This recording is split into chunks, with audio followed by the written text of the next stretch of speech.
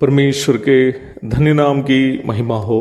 प्रभात मनन के सत्र 1451 में आप सभी का बहुत ही प्रेम के साथ स्वागत करता हूं। आइए आज के मनन के लिए हम पढ़ते हैं तीमुथियुस को भेजी गई दूसरी पत्री अध्याय 1 पद 13। जो खरी बातें तूने मुझसे सुनी है उनको उस विश्वास और प्रेम के साथ जो मसीह यीशु में है अपना आदर्श बनाकर रख। प्रभात मनन के बीते सत्र में परमेश्वर के वचन के खरी बातों को प्रायोगिक जीवन में लागू करते हुए आदर्श जीवन बिताने के संबंध में हम मनन किए थे। हम चिंतन किए थे कि परमेश्वर के वचन की खरी बातें हमें यीशु मसीह के पवित्रता की परिपूर्णता की ओर अगुवाई करती है। यह अनिवार्य रूप में हमें समझने की कुछ बातें हैं। पौलुस यहाँ सीमित शब्दों में गहरी आध्यात्मिक सच्चाइयों को अपना शिष्य तीमुथियुस को याद दिला रहा है। पौलुस यहाँ ये नहीं कहा है कि खरी बातों में अपना आदर्श बनाकर रख।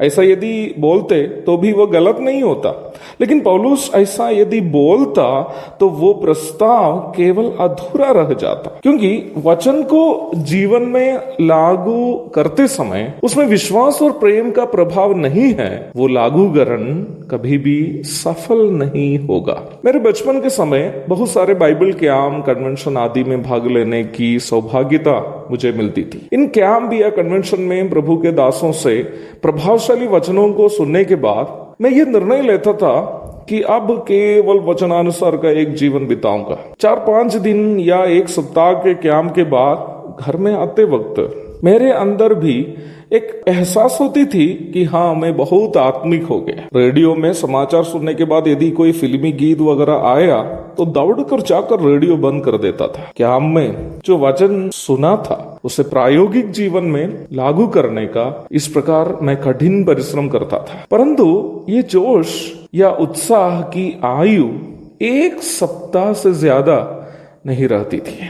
हम लोग कभी कभी कहते हैं Shankaran again will be on the coconut tree. एक सप्ताह से एक महीने के अंदर मैं वही जबी बन जाता था जो कैंप में जाने के पहले का था। आत्मिक जीवन की इस दुर्बल अवस्था के बारे में रोमी 7 की 19 एवं 20 पदों में प्रेरित पौलुस इस प्रकार कहता है, क्योंकि जिस अच्छे काम की मैं इच्छा करता हूं वो तो मैं नहीं करता, परंतु जिस बुराई की इच्छा नहीं करता वही किया करता हूं।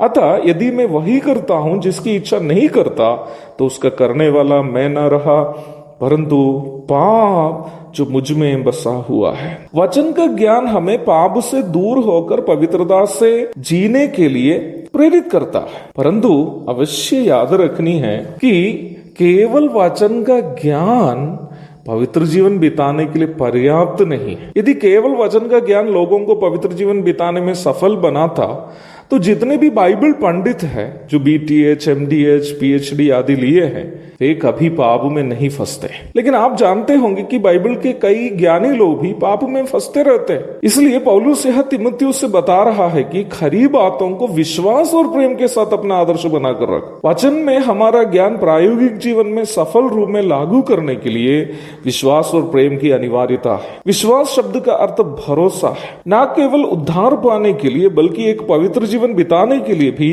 विश्वास की जरूरत है। कौन सा विश्वास? फिलिपी अध्याय 1 की 6 में पौलुस कहता है, मुझे इस बात का भरोसा है कि जिसने तुम में अच्छा काम आरंभ किया वही उसे यीशु मसीह के दिन तक पूरा करेगा। पौलुस का विश्वास या भरोसा यह था कि परमेश्वर के पुत्र यीशु मसीह के अनुरूप हमें बदलने का वो कार्य जो परमेश्वर ने हमें शुरू किया वो काम परमेश्वर ही पूरा करेगा। मैं थोड़ा सा और सरल तरीके से इस बात को कहना चाहता हूं। वचन सुनते वक्त उसे हम स्वयं अपने जीवन में लागू करने की कोशिश यदि करें तो हम पराजित हो जाने की संभावना है, परंतु सुना हुआ वचन यदि हमें अपना पाप की एहसास देता हो तो हमें प्रभु से ये कहना है कि प्रभु, मैं जानता हूं कि मैं एक दुर्बल प्राणी, मुझ में पवित्र जीवन बिताने की ताकत नहीं है, पर मैं आप पर विश्वास करता हूं।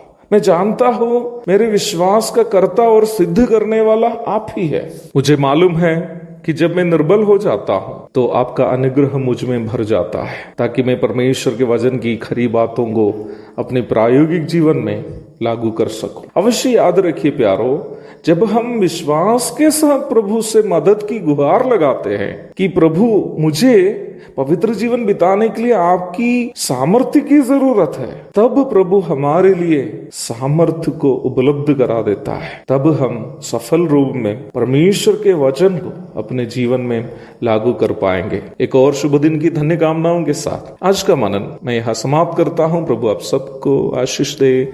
आमीन।